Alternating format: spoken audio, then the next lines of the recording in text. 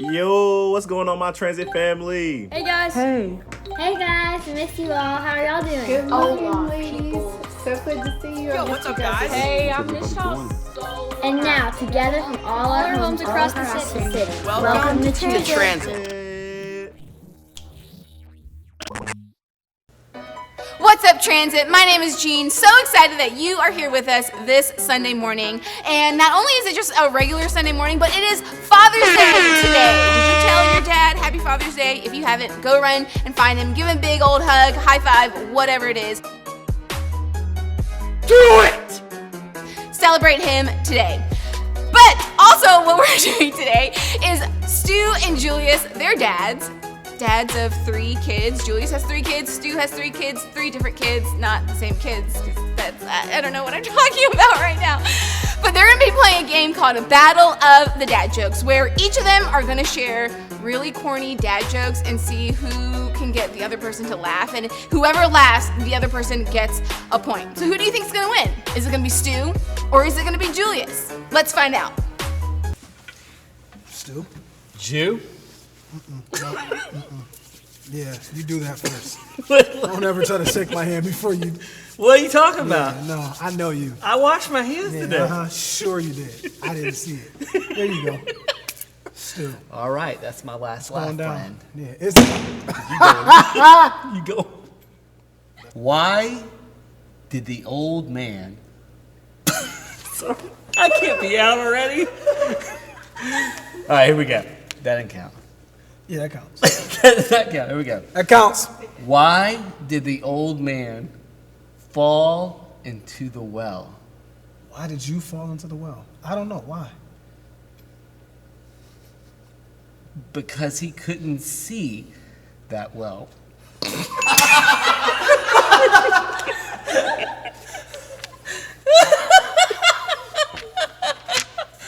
What do you call an illegally parked frog?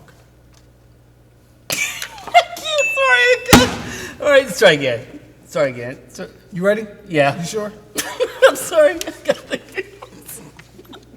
a bad game to get the laugh. All right. All right, I'm ready. Try to win, man. All right. You're making this too easy for Why are me. you crying? You're making it too easy for me, man. right. What do you call an illegally parked frog? What? A toad. All right. Okay. Nothing on that one. Huh?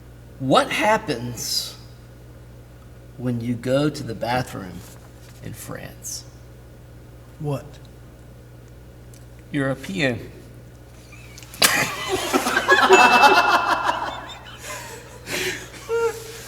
What is the foot's favorite? You all right up there? That's a point. Dang it! That's a point. That didn't count. Yeah, it does. Definitely counts. Does it count, people? Does that It count? counts. They said it counts. It All right, counts. let's go. All right. Come on. What is the foot's favorite type of chip? What? Doritos. Come on. You want to laugh. Come on, It Stu. was good. I'm not gonna laugh. Why is corn such a good listener? Why, Stu?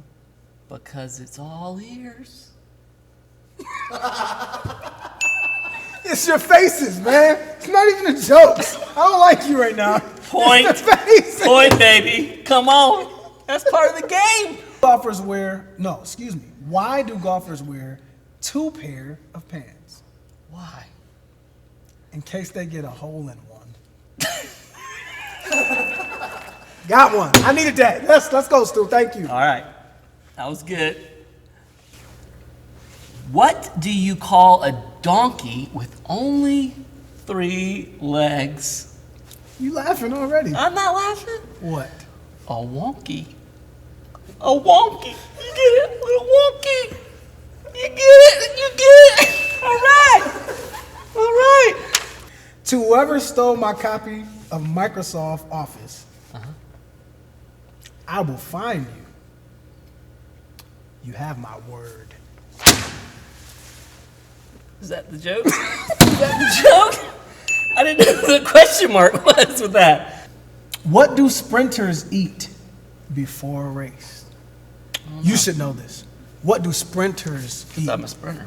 before they race? I don't don't know. Nothing. They fast. Oh, yeah. That's good. That's good. I hate you, Stu. No, I love you. Which? That's a Which? point. No. You laughed already. You're laughing. Which U.S. state is known for its extra small soft drinks? Which state, Stu? Minnesota? Minnesota? Get it? You gotta hold on. That's a point. You laughed too. That's a point for both of us. Well, you know what?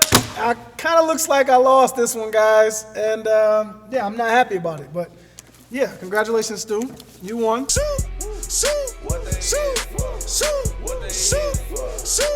You're a great dad. You're a great dad. Happy Father's Day. Happy Father's Day.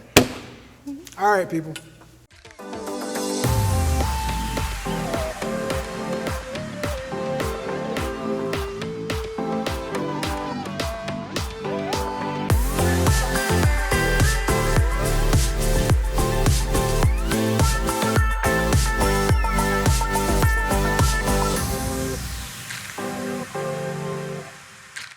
Hey everyone, welcome to Transit. We're doing this new series called No Regrets, and we thought we'd do something a little bit different. We thought instead of just one person talking, we try to get a few of our friends together on the line and talk about this idea of regrets. So first of all, from North Point, I got my friend Andy. Andy, how's it going? It's going well. Good to see you guys. Over from Brownsbridge, I think you know him, you love him. Hey Stuart, how are you? What's up, guys? And now let me say hello to Gene. Gene from Gwinnett. Gene, how are you? Hey guys, doing good. And everyone loves Will. Will from down Decatur City. Good to see you, Will. Hey, everybody. So, guys, we want to do the series about regrets. And no one goes out into life wanting to make a bunch of regrets. No one wants to ruin their life or wind up friendless in Greenland. Like, everyone wants a great life, but somehow you wind up a few years down the road and you have regrets. When you all think about middle schoolers, when you think about that time in middle school, what were some of the regrets that you had? Yeah, I think for me in middle school, I was really quiet and shy. And so I remember one time this girl was getting bullied by another classmate, and I didn't say anything. I didn't speak up. I didn't do anything. I didn't go tell the teacher. And no one else around me did anything either. And so we didn't want to be, known as the snitch or the tattletale, or, sometimes you get brought up, to like mind your own business. And so we just didn't do anything. And looking back at it now, I really regret that I didn't stand up and say something in that moment. Yeah, when I was in middle school, I really wanted to be liked, and I really wanted friends. And it really didn't matter who those friends were, because that desire for acceptance and to be liked was just so strong. And I ended up getting in with the wrong crowd, and I remember making some bad decisions. They actually made a decision one time to vandalize somebody's property when I was in middle school, and I didn't do anything to stop them. And looking back, that was something that I really regret not doing. Yeah, for me, I feel like I remember so many Monday lunch times where we've had a weekend and I've come in and I'm sitting with my friends and we all start parent bashing together. We're just frustrated with all the limitations that we had during the weekend and the rules our parents put on us, and all the times that they told us no and how they just don't understand us. And then now it seems like each year that goes by, I understand more and more, oh, they actually weren't terrible parents, probably to any of us. They just did it because they love us. So I just regret that every morning it seemed like we were bashing people who actually loved us the most. Yeah, Britt, I was super interested in romantic relationships. And I remember this one specific relationship. I know, right? And I remember in that one relationship, literally changing the way that I looked, changing the things that I did in order to accommodate this other person. And I remember in that moment losing some friends and losing some friendships because I put that significant other ahead of them. And then obviously the relationship didn't last. And then I was left with this hole of not having any friends because I chose that person over my friends. And so I regret looking back and thinking about the times that could have happened or the memories that we could have had together if I just wouldn't have been so focused on that single individual. Well, guys, when I hear those stories, when I hear about your regrets, I can't help but notice that they often happen in group setting.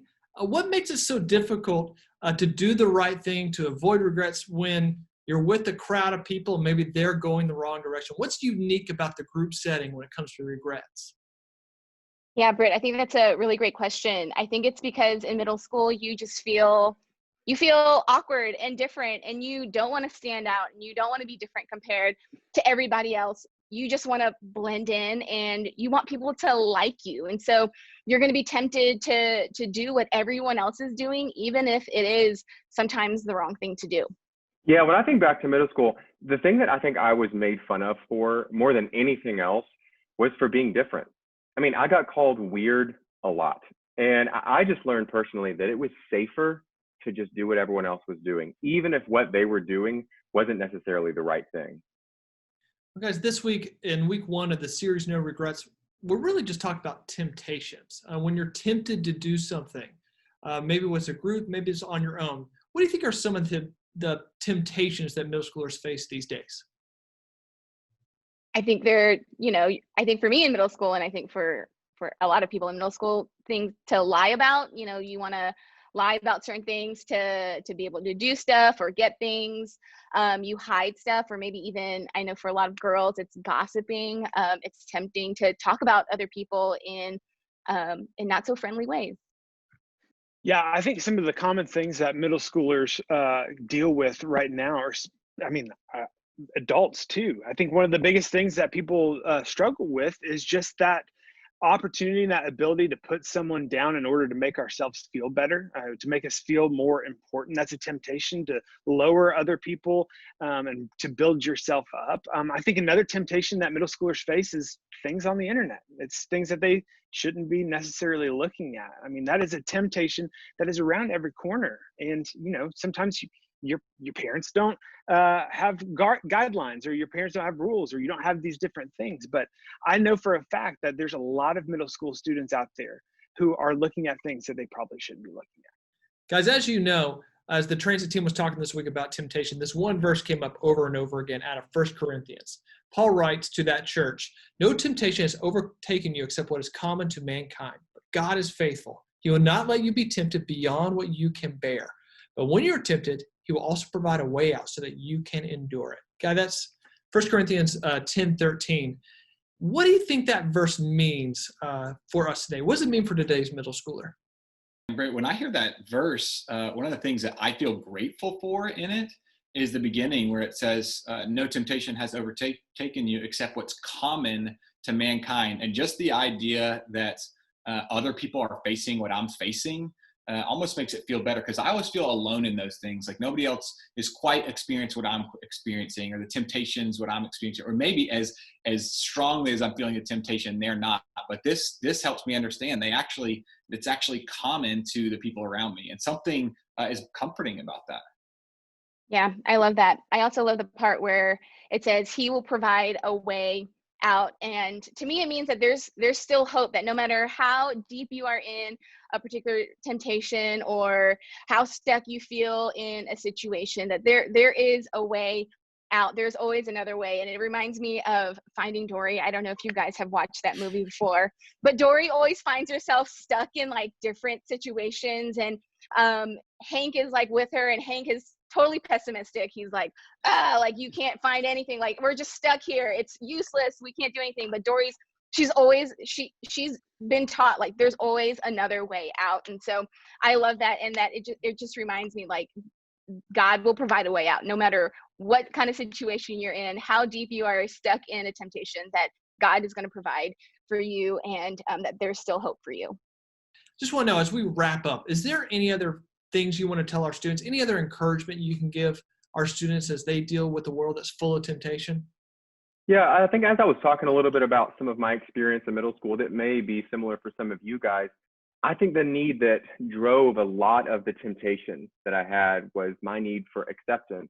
And it even drove me to be this person that I wasn't. And for you, whatever it is, fill in the blank there for you. But I think that being accepted for who you're pretending to be will never be as fulfilling as being accepted for who you actually are. So my encouragement to you guys would be surround yourself with people who encourage you to be a better version of yourself, not just another version of them. And our hope at Transit is that that's your small group.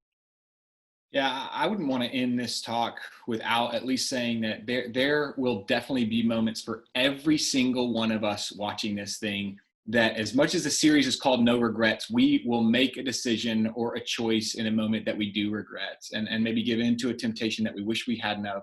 But we have a God who forgives us, who stands by us just the same, and his love for us never, ever changes. Yeah, I wish somebody in middle school just said, hey, you don't have to go at this alone. And as you sit in your sin or you sit in your temptations, as you sit in that seat, you just start to think that you're the only one that's dealing with this, or you're the only one going through this. But in all actuality, there's a lot of people who are feeling the same way that you are. And so, like the others have said, I truly am so grateful that you have a place like a small group where you can open up about what's going on and the temptations that you are feeling. So you've been handed a gift that a lot of us haven't ever had before. And we hope that you're taking advantage of the fact that you have small group leaders and people in your small group who want to support you and care for you. Well, everyone, thanks for joining us today as we started the series No Regrets. We talked about the idea that God always gives us a way out. As you head to group, as you head to start your discussion, I'd love for you to be thinking, what are the most common temptations that today's middle schoolers face? So be thinking, what are the most common temptations that middle schoolers face? We'll see you next week. See you guys. Bye. Bye.